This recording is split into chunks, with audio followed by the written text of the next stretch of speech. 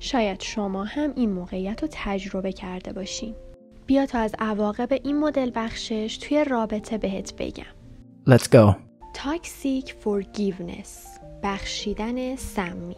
همه ما این جمله رو شنیدیم که میگن ببخش، دلتو صاف کن، ببخشی حال خودت خوب میشه. اما سوال پیش میاد، آیا این راهکار همیشه در مواجهه با آسیب‌ها بهترین راهه؟ قطعاً نه.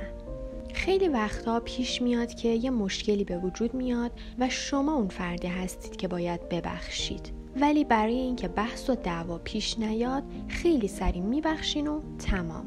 یا حتی برعکسش، گاهی اوقات شما کار اشتباهی کردین و ممکنه طرف مقابلتون باید ببخشه، اما اون هم به راحتی میبخشه و باز هیچی این وسط درست نمیشه و حتی شاید وضعیت بدتر هم بشه.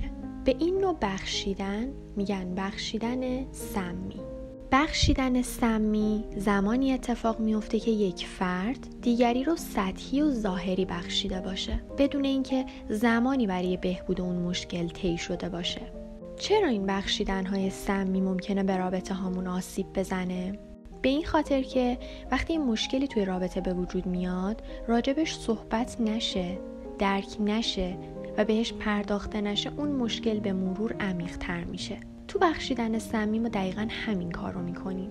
به جای اینکه به اون حس بد بپردازیم سری با یک ببخشید کاتش میکنیم و تموم. توی این نوع بخشش احساسات فرد آسیب دیده رو کاملاً سرکوب میکنیم و همین موضوع باعث میشه که اون خشم و رنجی که به خاطر اون اتفاق به وجود اومده به مرور باعث ناراحتی عمیق و اوورثینک بشه. بخشش باید به شکل سالم اجرا بشه. توی بخشش سالم باید یک فرایندی طی بشه. یعنی در حقیقت بخشیدن یک مقدار زمان بر هستش که اولین قدم اون بخشش شامل پذیرش آسیبه. دومین قدم پردازش احساساته. یعنی به احساسات خودمون اجازه بدیم که بروز پیدا بکنن و اونها رو بیان کنیم. به هیچ عنوان تو خودمون نریزیم و از گفتنش نترسیم. سومین قدم درک دلایل. سعی کنید دلایل رفتار طرف مقابل رو واسه اون کار اشتباه درک کنید. چهارمین تغییر رفتاره. هر دو طرف باید متعهد بشن که رفتارهای آسیبزاشون رو تغییر بدن. و پنجمی بازسازی اعتماده. با گذر زمان و تلاش طرفین اون اعتماد دوباره بازسازی میشه. اما خب همه چی دو طرف است. باید دو طرف واسه این رابطه تلاش کنن. 2 نکته راجع به بخشیدن وجود داره.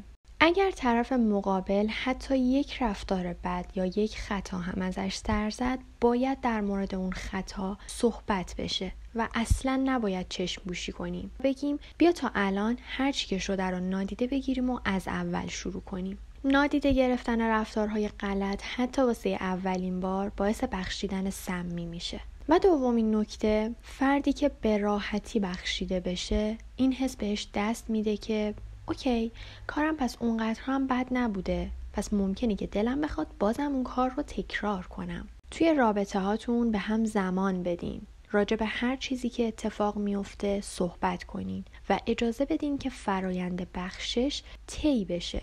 میدونستید که جبران هم بخشی از فرایند بخششه.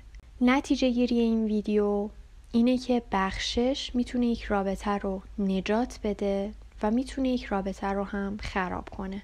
بستگی به شما داره.